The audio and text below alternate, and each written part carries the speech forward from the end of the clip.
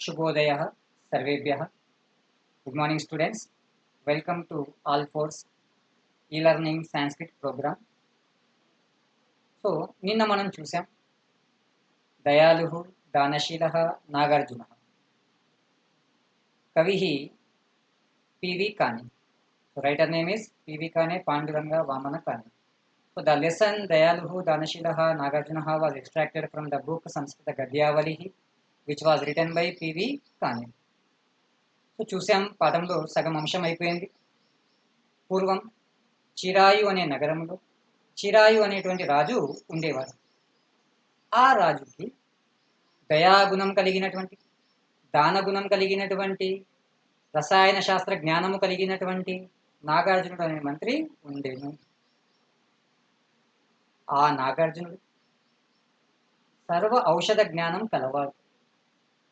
ఏ ఔషధాన్ని ఎలా ఉపయోగించాలో తెలిసినవాడు. అతడు తయారు చేసినటువంటి ఒక రసాయనము చేత రాజును మరియు తనను మరణము లేనివారుగాను వృద్ధాప్యము రానివారుగాను చేశాడు. ఒకసారి నాగార్జునుని యొక్క పుత్రుల యందు ప్రియమైన పుత్రుడు మరణించాడు. అది చూసి బాధపడుతున్నటువంటి నాగార్జునుడు మానవులకు మరణం ఉండకుండా అమృతం తయారు చేయడానికి సిద్ధపడ్డాడు. అమృతం తయారు చేయడానికి కావాల్సిన రసాయనాలన్నీ కూడా క్రోడీకరించి కలెక్ట్ చేసి వాటిని కలపడం కోసం దివ్య ముహూర్తం కొరకు ఎదురు చూస్తున్న సమయాన ఈ విషయం తెలిసినటువంటి ఇంద్రుడు దేవతలందరితో సమావేశాన్ని ఏర్పాటు చేసి అశ్విని దేవులిద్దరితో పలికాడు. ఆ అశ్విని దేవులతో పలికిన మాటలు వినండి.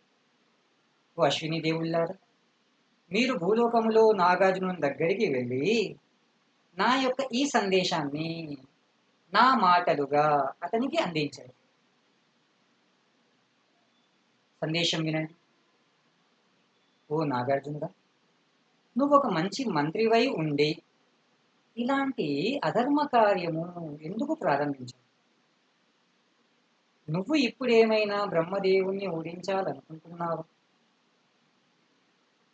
భూలోక వాసులకు మరణం ఉండకుండా అమృతం తయారు చేసి వాళ్ళను అమరులు చేద్దాం అనుకుంటున్నాం.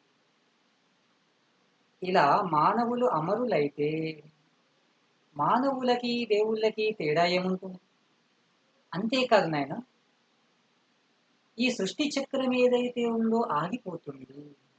అయినా ఏ బాధ వల్లనైతే నువ్వు అమృతము తయారు చేయాలనుకుంటున్నావో చనిపోయిన నీ యొక్క ఆ పుత్రుడు స్వర్గములో ఉన్నాడు. కాబట్టి ఈ అమృత నిర్మాణ కార్యాన్ని వదిలిపెట్టు అనే సందేశాన్ని అశ్విని దేవుళ్లకు ఇచ్చి పంపించాడు ఇంద్రుడు. ఇంద్రుని చేత పంపించబడినటువంటి ఆ అశ్విని దేవుళ్ళిద్దరూ దివి నుండి భువికి దిగి వచ్చి నాగార్జునుని సమీపించి నాగార్జునుని ద్వారా పూజలు అందుకొని అతనికి ఆ ఇంద్ర సందేశాన్ని వినిపించాడు. ఇంద్ర సందేశాన్ని విన్నటువంటి ఆ నాగార్జునుడు మనసులో అనుకున్నాడు, ఒకవేళ ఇంద్రుని యొక్క ఆజ్ఞను పాటించకపోతే శపించబడతాను. అంతేకాదు, ఈ అమృత నిర్మాణ కార్యం ఏదైతే ఉందో సృష్టికి విరుద్ధమైన కార్యమే అవుతుంది. పైగా చనిపోయిన నా యొక్క పుత్రుడు స్వర్గములో ఉన్నాడు అని తెలుసుకొని ఆ అశ్విని దేవుడు ఇద్దరితో పలికాడు. ఓ అశ్విని దేవుళ్ళారా, ఇంద్రుని యొక్క ఆజ్ఞను అనుసరించి నేను అమృత నిర్మాణ కార్యాన్ని వదిలిపెడుతున్నాను. మీరిద్దరు ఇక్కడికి వచ్చి ఉండకపోతే నా చేత తయారు చేయబడినటువంటి అమృతం ఈ భూలోకాన్ని వృద్ధాప్యము లేనిదిగాను మరణము లేనిదిగాను చేసి ఉండేది. ఇలా పలికి ఆ అశ్విని దేవుళ్ళ యొక్క సమక్షములోనే నాగార్జునుడు తయారు చేయడానికి సిద్ధముగా ఉన్నటువంటి ఆ అమృత రసాయనాలను మట్టిలో పడేశారు. ఆ తర్వాత అశ్విని దేవుళ్ళిద్దరూ అతన్ని ఆశీర్వదించి మళ్ళీ ఇంద్రుని దగ్గరికి వెళ్ళి వాళ్ళు సాధించినటువంటి కార్య విజయాన్ని, వాళ్ళు సాధించినటువంటి కార్యము గురించి ఇంద్రుడికి తెలిపారు. ఇక్కడ వరకు నిన్న మనం చెప్పుకున్నటువంటి అంశం. సరే, ఈరోజు విషయం చూద్దాం. మనం రాజా చిరాయు పుత్రం జీవహరం నామ యవరాజే అభ్యషించత్. రాజా చిరాయు పుత్రం జీవహరం నామ యవరాజే అభ్యషించత్. చిరాయు అనేటువంటి రాజు తన పుత్రుడైనటువంటి జీవహరుణ్ణి యువరాజ పదవిలో అభిషేకించాను, అంటే యువరాజుకి అభిషేకం చేశాను. So the king Chirayu appointed his son Jivahara as the prince of his kingdom. Abhishiktam tam pranamartam upagatam sutam hrushtam drishtva tanmata dhanapara nama abravit. Abhishiktam tam ప్రణామార్థం ఉపాగతం సుతం హృష్టం దృష్ట్వా. అభిషేకమైనటువంటి, నమస్కారం చేయడానికి తన దగ్గరికి వస్తున్నటువంటి ఆ పుత్రుణ్ణి చూసి, తత్ మాతా ధనపర, అతని యొక్క తల్లి ధనపర, తల్లి పేరు ధనపర, ఆమె తన పుత్రునితో పలికింది. ఎవరితో పలికింది? అభిషేకమైనటువంటి పుత్రుడు జీవహరుడు ఎవరైతే తల్లి దగ్గరికి ఆశీర్వాదం కోసం వస్తున్నాడో అతన్ని చూసి తల్లి అతనితో పలికింది, ఆయుష్మన్ యవరాజ్యం ప్రాప్య కిం వృషారుష్యసి. ఆయుష్మంతుడా, యువరాజ పదవిని పొంది ఎందుకు వృథాగా సంతోషిస్తున్నావు? మరి sir, by getting the position of prince you are very happy, but your happiness is useless. तव पितुः पुत्राः बहवो युवराज पदं प्राप्य मृता न च केनापि राज्यं प्राप्तम्. तव पितुः पुत्राः बहवो युवराज पदं प्राप्य मृताः न च केनापि राज्यं प्राप्तम्. तव पितुः పుత్రాः బహవో, మీ తండ్రి యొక్క పుత్రులు ఎంతో మంది యువరాజ పదం ప్రాప్య, యువరాజ పదవిని పొంది మృతాః నచ కేనాపి రాజ్యం ప్రాప్తం, కానీ ఎవరి చేత కూడా రాజ్యం అనేది పొందబడలేదు. So many of your brothers got the position of prince, but no one became king. All of they were died without getting the position of king. Why? Because నాగార్జునేన రాజ్ఞే రసాయనం దత్తం, ఏన అధునా 800 చ వర్షాని సమతీత్యాపి సజీవతి. నాగార్జునేన రాజ్ఞే రసాయనం దత్తం, నాగార్జునుని చేత రాజుకి ఒక రసాయనం ఇవ్వబడింది.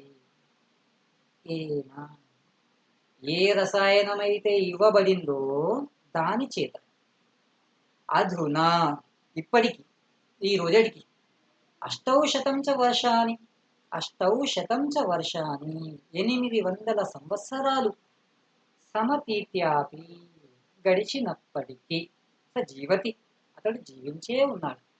నాయన, మీ తండ్రికి నాగార్జునుడు ఇచ్చాడు ఒక రసాయనం. ఆ రసాయనాన్ని స్వీకరించడం వల్ల ఈ రోజుకి మీ తండ్రికి 800 సంవత్సరాలు వచ్చినప్పటికీ ఇంకా జీవించే ఉన్నాడు. కియంతి అన్యాని వర్షాని ప్రాప్స్యతి ఇది కో జానాతి. కియంతి అన్యాని వర్షాని ప్రాప్స్యతి ఇది కో జానాతి. ఇంకా ఎన్ని సంవత్సరాలు జీవిస్తాడు అని ఎవరికి తెలుసు? So Nagarjuna gave a chemical solution to your father. With the help of chemical solution, your father is living still today, even though he spent 800 years. How many years more he will live, nobody knows. यदि राज्येते अर्थः तर्हि पुरुष्वमेवम् उपायम्. यदि राज्ये ते అర్థః తరిహి పురుష్వం ఏవం ఉపాయం. ఒకవేళ నీకు రాజ్యము పట్ల ఆసక్తి ఉంటే, ఒకవేళ నీకు రాజ్యం మీద కోరిక ఉంటే, తరిహి అయితే కురుష్వ చెయ్యాలి, ఏవం ఉపాయం ఈ ఉపాయం చేయాలి. ఒకవేళ నువ్వు రాజ్యం కావాలనుకుంటే నేను చెప్పినట్టుగా వినాలి. If you want to get Kingdom, listen my idea and do according to my idea. మంత్రి నాగార్జున విహితాహ్నిక ఆహార సమయే ప్రత్యహం ఇమాం ఉద్ఘోషణాం కరోతి కోర్థి కిం ప్రార్థయత ఇది. మంత్రి నాగార్జున విహితాహ్నిక ఆహార సమయే ప్రత్యహం ఇమాం ఉద్ఘోషణాం కరోతి కోర్థి కిం ప్రార్థయత ఇది. సో మంత్రి నాగార్జునుడు విహితాహ్నిక ఆహార సమయం అంటే మధ్యాహ్న భోజన సమయములు, ప్రత్యహం ప్రతిరోజు. మంత్రి నాగార్జునుడు ప్రతిరోజు మధ్యాహ్న భోజన సమయంలో ఇమాం ఉద్ఘోషణాం కరోతి ఈ ప్రకటన చేస్తాడు, ఈ అనౌన్స్మెంట్ చేస్తాడు. ఏమని అనౌన్స్మెంట్? కోర్థి కహ అర్థి అడిగేవాడు ఎవడు అంటే అడిగేవాళ్ళు ఎవరైనా ఉన్నారా. కిం ప్రార్థయత ఏం కోరుకుంటున్నాడు, అడిగేవారు ఎవరైనా ఉన్నారా, ఏం కోరుకుంటున్నాడు అంటే ఎవరైనా వచ్చారా అడగడానికి, వాళ్ళకి ఏమైనా కావాలనా అని ప్రకటన చేస్తాం. స్వశిరో మే ప్రయచ్చేతి తం గత్వా తత్కాలే బ్రూహి, తం తత్కాలే గత్వా స్వశిరో మే ప్రయచ్చ ఇది బ్రూహి. తల్లి చెప్తున్నది, నాయన నాగార్జున జీవహర, నీవు ఆ నాగార్జునుని దగ్గరికి వెళ్ళి ఏ సమయంలో, ఎప్పుడైతే అతడు భోజనానికి ముందు ప్రకటన చేస్తాడో ఆ సమయంలో అతని దగ్గరికి వెళ్ళి స్వశిర తన తల మే ప్రయచ్చ నాకు ఇవ్వండి ఇది బ్రూహి అని పలుకు. నాయనను అతని దగ్గరికి వెళ్ళి అతని యొక్క శిరస్సు నీకు ఇవ్వమని అడుగు అని పలికింది తల్లి. So mother gave Jivahara a idea, an idea. She is telling that Nagarjuna every day offers something at the time of lunch to the person who is in needy. In the same manner, you should go to him at the time of lunch and ask his head. So ఆ lunch సమయంలో అతని దగ్గరికి వెళ్ళేసి ఆ తలను అడగమని చెప్తున్నది తల్లి. సత్యవాచి చిన్న మూర్ని తస్మిన్ మృతే నృపస్తచ్చోకాత్ పంచతాం యాయాద్వనం గత్వా సమాశ్రయేత్. సత్యవాచి చిన్నమూర్ని తస్మిన్ మృతే, సత్యాన్ని పలికేటువంటి సత్యాన్ని పాటించేటువంటి ఆ నాగార్జునుడు చిన్నమూర్ని తల నరికి నీకు ఇస్తాడు. తస్మిన్ మృతే తల నరికి నీకు ఇవ్వడంతో అతడు ఏమైపోతాడు, మరణిస్తాడు. ఆ మరణంతో నృప తత్ శోకాత్, తత్ శోకాత్ నృప నాగార్జునుడు చనిపోయాడనేటువంటి శోకముతో దుఃఖముతో ఆ రాజు పంచతాం అంటే మరణించడము కానీ, యాయాత్ అంటే పంచభూతాలలో కలిసిపోతాడు, లేదా వనం గత్వా సమాశ్రయం అడవికి వెళ్ళి జీవిస్తాడు. అంటే నాగార్జునుడు లేకుండా మీ తండ్రి ఉండలేడు కాబట్టి నాగార్జునుని యొక్క మరణముతో మీ తండ్రి మరణించవచ్చు. లేదనుకోండి ఈ రాజ్యాన్ని వదిలిపెట్టి అడవికి వెళ్ళిపోవచ్చు. తతస్త్వం రాజ్యం ప్రాప్స్యసి న అన్య ఉపాయో అత్ర అస్తి ఇది. తతః త్వం రాజ్యం ప్రాప్స్యసి న అన్యః ఉపాయః అత్ర అస్తి ఇది. దానితో మాత్రమే నువ్వు రాజ్యాన్ని పొందగలవు, అంతే తప్ప వేరొక మార్గం లేదు. You can get the kingdom with this an idea only. There is no alternate idea. మాతుర్వచః శ్రుత్వా తథా ఇతి ఉక్త్వా తస్యాః వచనం కర్తుం సః నిశ్చికాయ. మాతుః వచః శ్రుత్వా తల్లి యొక్క మాటలు విని, తథా ఇతి ఉక్త్వా అలాగే అని పలికి, తస్యాః వచనం కర్తుం స నిశ్చికాయ ఆమె చెప్పిన మాటలను చేయడానికి అతడు నిర్ణయించుకున్నాడు.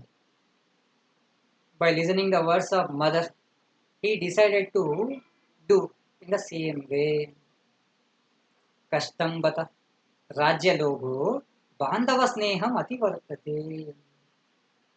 ఇది ఇలా ఉంటే ఇక్కడ కవి ఒక మంచి మాట చెప్పారు. కష్టం బత, ఎంత కష్టం ఉంది. రాజ్యలోభ, రాజ్యం పట్ల అత్యాశ, రాజ్యం మీద ఉన్న అత్యాశ ఎంత ఘోరంగా ఉందో చూడండి. బాంధవ స్నేహం అతి వర్తతే, బాంధవ స్నేహం అతి వర్తతే, బంధుమిత్రులను కూడా మించిపోయింది. అంటే రాజ్యం కావాలనుకునే వానికి బంధుమిత్రులతో పని లేదు. So greediness for the kingdom is more than friends and relatives. So one should not have that type of greediness. అన్యేద్యుః జీవహరో భోజనవేళాయాం నాగార్జునస్య గృహం గత్వా కః కిం యాచత ఇతి వదంతం మంత్రిణం మూర్ధానం అయాచత. అన్యేద్యుః జీవహరో భోజనవేళాయాం నాగార్జునస్య గృహం గత్వా కః కిం యాచత ఇతి వదంతం మంత్రిణం మూర్ధానం అయాచత. అన్యేద్యుః, నెక్స్ట్ డే, భోజనవేళాయాం, at the time of lunch. So next day, lunch time. జీవహరు నాగార్జునస్య గృహం గత్వ, జీవహరుడు నాగార్జునుని యొక్క ఇంటికి వెళ్ళి, మరునాడు భోజన సమయంలో జీవహరుడు నాగార్జునుని యొక్క ఇంటికి వెళ్ళి కహ కిం యాచత, ఎవరు ఏం కోరుకుంటున్నారు, ఇది వదంతం మంత్రినం, అని పలుకుతున్నటువంటి మంత్రితో లేదా పలుకుతున్నటువంటి మంత్రిని మూర్ధానం అయాచత, మూర్ధ శిరస్సు, అయాచత అడిగారు. సో జీవహరుడు నాగార్జునుని యొక్క ఇంటికి అతని భోజన సమయంలో వెళ్ళి ఎవరు ఏం కావాలి అని పలికిన సమయంలో శిరస్సు ఇవ్వండి అని అడిగారు. He asked Nagarjuna's head by going Nagarjuna's home at the time of lunch. వత్స ఆశ్చర్యమేతత్, మమ శిరస కిం కరోషి, ఏష మాసాస్తి కేశ సంగః వ ఉపయుజ్యతే, తథాపి యద్యనేన తవ అర్థః తర్హి చిత్వా శిరో గృహాణ ఇతి ఉక్త్వా నాగార్జునః తస్మై శిరోధరాముపానయత్. వత్స, నాయన, ఆశ్చర్యం ఏతత్, ఏతత్ ఆశ్చర్యం, ఇది ఆశ్చర్యంగా ఉంది. మమ శిరస కిం కరోషి, మమ శిరస కిం కరోషి, నా తలతో ఏం చేస్తావు. ఏష మాసాస్తి కేశ సంగః, మాంసం అస్థికలు కేశాలతో కూడినది. ఈ తల ఏమైనా బంగారు తలనా, దీనికి ఏమైనా వజ్రాలు ఉన్నాయా, లేవు కదా. ఇది కేవలం మాంసము, ఎముకలు, వెంట్రుకలతో కూడినటువంటిది. వా ఉపయుజ్యతే, ఎక్కడ ఉపయోగపడుతుంది. సరే బంగారు తల అయితే అమ్ముకుంటే పైసలు వస్తాయి కావచ్చు, కానీ మాంసము, వెంట్రుకలు, ఎముకలతో నిర్మితమైన నా యొక్క ఈ శిరస్సు నీకెక్కడ ఉపయోగపడుతుంది. తథాపి, అయినప్పటికీ, యది అనేన తవ అర్థః తర్హి చిత్వా శిరో గృహాణ, అయినప్పటికీ ఒకవేళ ఈ శిరస్సుతో నీకేదైనా ప్రయోజనం ఉన్నట్లయితే చిత్వా గృహాణ, ఛేదించి తీసుకో. నాయన, నీకు నా తలతో ఏమన్నా పని ఉన్నట్లయితే, నా తలకు నీతో ప్రయోజనం కలిగినట్లయితే నా శిరస్సును ఖండించి తీసుకో అని నాగార్జునుడు అతని ముందు తల వంచాడు. శిరోధరాముపానయ, శిరస్సును భూమి వైపుకి వంచాడు. రసాయన దృఢాయాం శిరోధరాయాం చిరం ప్రహరతో రాజసూనోః బహవః ఖడ్గాః ఖండశః కృతాః. రసాయన దృఢాయాం శిరోధరాయాం చిరం ప్రహరతో రాజసూనోః బహవః ఖడ్గాః ఖండశః కృతాః. ఇక్కడ అద్భుతం చూడండి. ఖడ్గంతో శిరస్సును ఛేదించవలసి వచ్చినప్పుడు ఆ రాజసూను యొక్క ఖడ్గాలు ఎన్నో, ఖండశః కృతాః, ముక్కలైపోయినాయి. రాజపుత్రుడు జీవహరుడు ఆ నాగార్జునుని యొక్క శిరస్సు ఖండించడానికి ఖడ్గము తీసుకొని అతని మెడపైన దాడి చేసినప్పటికీ నాగార్జునుడు రసాయనాలు త్రాగి త్రాగి త్రాగి ఉన్నాడు కాబట్టి ఆ కంఠం, ఆ మెడ చాలా దృఢముగా మారిపోయి ఉండేది. కాబట్టి ఎన్నిసార్లు దాడి చేసినప్పటికీ ఖడ్గాలు విరిగిపోతున్నాయి తప్ప ఆ మెడ మాత్రం తెగలేదు. ఏతత్ బుద్ధ్వా చిరాయు నృపతి ఆగత్య శిరోదానాత్ నాగార్జునం యదా న్యవారయత్ తదా స మహాత్మా అబ్రవీత్. ఇది తెలుసుకొని చిరాయు నృపతి, చిరాయు అనే రాజు ఆగత్య, చిరాయు అనే రాజుకు తెలిసింది నాగార్జునుడు శిరస్సు దానం చేయబోతున్నాడనే విషయం తెలిసి ఆ చిరాయు నాగార్జున దగ్గరికి వచ్చి శిరోదానాత్ నాగార్జునం యదా న్యవారే, శిరస్సు దానం చేసే పని నుండి ఎప్పుడైతే నాగార్జునుడిని నిలిపివేస్తున్నాడు, ఆపాడు, తదాస మహాత్మా బ్రవీత్, అప్పుడు ఆ మహాత్ముడైనటువంటి నాగార్జునుడు పలికాడు. రాజు వచ్చాడు, మంత్రిని ఆ శిరస్సు దానం చెయ్యద్దు అని ఆపాడు. ఆ సమయంలో ఆ మంత్రి అయినటువంటి ఆ మహాత్ముడైనటువంటి నాగార్జునుడు పలికాడు. ఏమని పలికాడు? నృపతే జాతి స్మరో అహం. హే నృపతే, జాతి స్మరో అహం. ఓ రాజా, జనన మరణములు కలిగిన వాణ్ణి నేను. నవాదికం నవతీం జన్మాని స్వశిరో మయా దత్తం. ఇతః పూర్వం మయా నవాదికాం నవతీం జన్మాని స్వశిరః దత్తం. ఇంతకు ముందు 99 జన్మల యందు నా చేత నా శిరస్సు దానం చెయ్యబడింది. నవాదికం నవతి, నవతి అంటే 90, నవాదికాం నవతి, నవ అధికం 9 ఎక్కువ. దేనికి 9 ఎక్కువ? 90కి 9 ఎక్కువ, అంటే 99 జన్మల యందు నా చేత నా శిరస్సు దానం చెయ్యబడింది. శిరో దానాయ ఇదం మే శతతమం జన్మ తస్మాన్ స్మవోచః కించిత్. శిరస్సు దానం చేయడానికి, శిరో దానాయ ఇదం మే శతతమం జన్మ, శిరస్సు దానము చేయడానికి ఇది నా యొక్క 100వ జన్మ.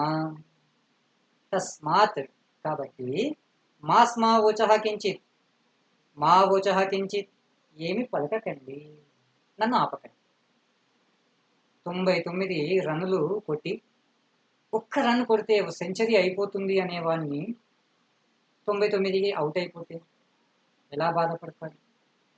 అలాగే నాగార్జునుడు కూడా అంటున్నాడు, ఓ రాజా, 99 జన్మల యందు నా చేత శిరస్సు దానం చెయ్యబడింది. శిరస్సు దానము చెయ్యడానికి ఇది నా యొక్క 100వ జన్మ. కాబట్టి ఏమి పలకకండి, నన్ను ఆపకండి. తద్ ఇదానీం త్వత్పుత్రాయ స్వశిరో దదామి. కాబట్టి ఇదానీం, ఇప్పుడు, త్వత్పుత్రాయ, మీ పుత్రునికి, స్వశిరో దదామి, నా యొక్క శిరస్సును ఇస్తాను. ఇప్పటి వరకు ఎంతమందికి ఏవేవో ఇచ్చాను, ఇప్పుడు మీ పుత్రునికి శిరస్సు ఇస్తాను.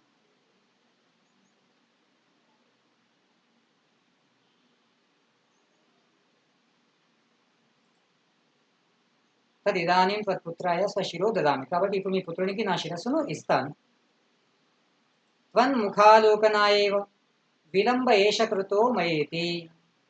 మీ ముఖ దర్శనము కొరకే ఈ విధముగా ఆలస్యము చేయబడింది నా చేత. అంటే ఇంతసేపు నేను ఆలస్యం చేసింది కేవలం మీరు రావాలి, మీ ముఖ దర్శనం చేసుకోవాలి, ఆ తర్వాత మరణించినా పర్వాలేదు, అందుకే ఇంతసేపు ఆలస్యం చేశాను. ఏవముక్త్వా నృపతిం ఆశ్లిష్య కోశతః చూర్ణమాదాయ తేన రాజపుత్రస్య కృపాణం వెలిపర్. ఇలా పలికేసి రాజుకి నమస్కారం చేసి తమ యొక్క సంచి నుండి, తమ యొక్క పాకెట్ నుండి చూర్ణం ఆదాయ, ఒక పౌడర్ తీసుకుని, తేన రాజపుత్రస్య కృపాణం విరప, దానితో రాజపుత్రుని యొక్క ఖడ్గానికి పూసింది. అంటే అతని జేబులో ఒక పౌడర్ ఉండేను, ఆ పౌడర్ తీసుకొని, రసాయన గంధ పౌడర్ ఉండేను, ఆ చూర్ణం ఏం చేశాడట, రాజపుత్రుని యొక్క కృపాణం పైన విలేపనంగా రాశాడు. కృపాణ ప్రహారేణ నృపాత్మజో నాగార్జునస్య శిరఛేద. ఖడ్గము యొక్క దాడితో నృపాత్మజ అనగా రాజపుత్రుడు నాగార్జును యొక్క శిరస్సును ఛేదించింది. అప్పటి వరకు తెగనటువంటి ఆ తల కేవలం ఒక చూర్ణాన్ని ఆ ఖడ్గానికి రాయడము చేత అప్పుడు ఆ వాడబడినటువంటి ఖడ్గముతో ఆ నాగార్జున యొక్క శిరస్సు ఛేదించబడింది. ప్రాణత్యాగోన్ముఖే నృపే గగనాత్ అశరీరీని వాగుదచర. నాగార్జునుడు చనిపోయాడు, మంత్రి చనిపోయాడు అనేటువంటి బాధను భరించలేనటువంటి ఆ రాజు కూడా ప్రాణత్యాగము చేయడానికి సిద్ధపడ్డాడు. రాజు ఎప్పుడైతే ప్రాణత్యాగం చేయబోతున్నాడు అప్పుడే గగనాత్ ఆకాశము నుండి అశరీరిని అంటే శరీరము లేకుండా వాగుదచర ధ్వని వినిపించింది, శబ్దం వినిపించింది. దాన్నే మనం ఆకాశవాణి అంటాం. ఆకాశము నుండి వినిపించిన వాణి ఆకాశవాణి, కానీ అక్కడ పలికే వాళ్ళు ఎవరు కనిపించరు కాబట్టి దాన్ని ఏమంటున్నాం అశరీరిని వాక్. సో ఆకాశవాణి ఒకటి వినిపించింది. ఆకాశవాణిలో పలికిన మాటలు వినండి. రాజన్ అకార్యం మా కృత ఏషతే సఖా నాగార్జునో అశోచ్య సంవృతో యతో అయం అపునర్జన్మ బుద్ధ సమాం గతిం ప్రాప్త ఇతి. రాజన్ అకార్యం మా కృత, ఓ రాజా చేయకూడనటువంటి అకార్యము అంటే చేయకూడనటువంటి కార్యం చెయ్యదు. అంటే ఆత్మహత్య చేయదగిన కార్యము కాదు కదా, కాబట్టి అఘాయిత్యాలు ఏమి చెయ్యకు.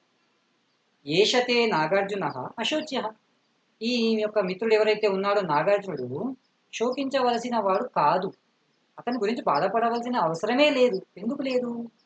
ఎందుకంటే యతః, ఎందుకంటే అయం అపునర్జన్మ, అతడు మళ్ళీ జన్మ లేనటువంటి, పునర్జన్మ మళ్ళీ జన్మ, అపునర్జన్మ మళ్ళీ జన్మ లేనటువంటి బుద్ధ సమాం గతిం ప్రాప్త, బుద్ధుని వంటి గతిని పొందాను. బుద్ధునికి ఏ గతి అయితే లభించిందో అటువంటి గతిని మాత్రమే పొందాడు మీ యొక్క మిత్రుడు నాగార్జున. అంటే ఏ గతి? మోక్షం.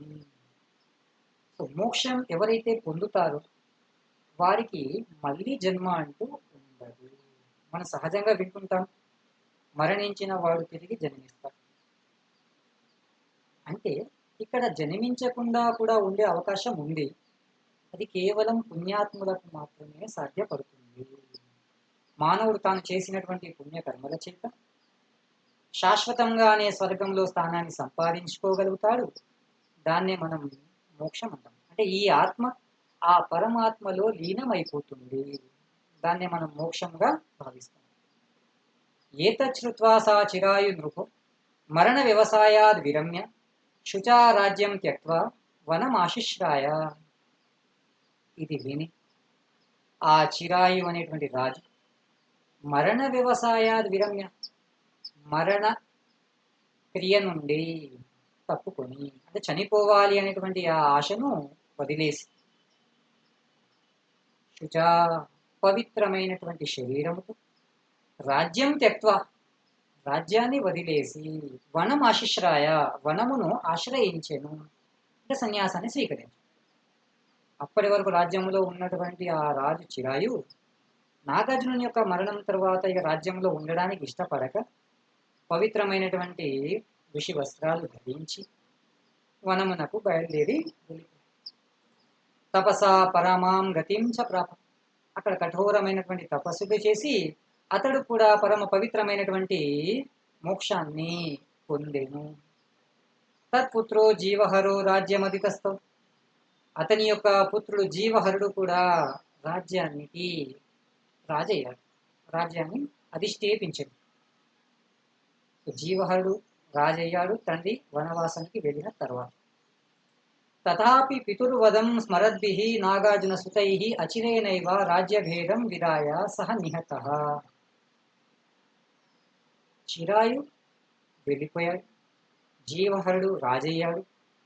ఆ రాజైన తర్వాత తండ్రి యొక్క వధకు కారణం జీవహరుడు అనే విషయాన్ని గుర్తు పెట్టుకొని ఆ నాగార్జునుని యొక్క పుత్రులు రాజ్యములో ఉన్నటువంటి లోపాలు తెలుసుకొని ఆ రాజు పైన యుద్ధాన్ని ప్రకటించి రాజును చంపడం జరిగింది. తత్ శోకాత్ తస్య మాతా ధనపరాయాః హృదయం అస్ఫుటత్. ఆ శోకముతో, తన పుత్రుడు జీవహరుడు మరణించాడు అనేటువంటి శోకముతో ఆ తల్లి ధనపర యొక్క హృదయం పగిలినంత పనైంది. అంటే ఆమె హృదయానికి పెద్ద గాయమే కలిగింది. వజ్రాఘాతముతో చేయబడినటువంటి గాయం లాంటిది కలిగింది. చివరికి కవి అక్కడ ఒక మాట చెప్తున్నాడు. అనార్యజుష్టేన పథ ప్రవృత్తానాం నరాణం కుతః శివం భవేత్. అనార్యజుష్టేన పథ ప్రవృత్తానాం నరాణం కుతః శివం భవేత్. అధర్మ మార్గములో, అన్యాయముతో కూడిన మార్గములో ప్రయాణించే, అంటే అధర్మ మార్గాన్ని ఆచరించి నరాణం మానవులకు కుతః శివం భవేత్ ఎందుకు శుభం కలుగుతుంది. ఏ మానవుడైతే అధర్మ మార్గములో నడుస్తాడో ఆ మానవుడికి ఎప్పుడైనా కూడా అశుభమే కలుగుతుంది తప్ప శుభం అనేది ఎలా కలుగుతుంది?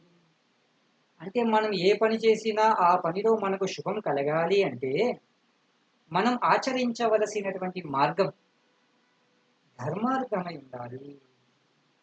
ధర్మ మార్గములో మాత్రమే ప్రయాణిస్తే మనకు శుభం కలుగుతుంది. అన్యాయం, అధర్మాన్ని ఆచరిస్తే మనకి ఎప్పుడు కూడా హానియే జరుగుతుంది అనే విషయాన్ని కవి ఈ పాఠం ద్వారా మీ అందరికీ అందించాలనుకున్నాను. ఇది మన యొక్క పాఠ్యాంశం. శ్వః మిలామः. నమస్కారం.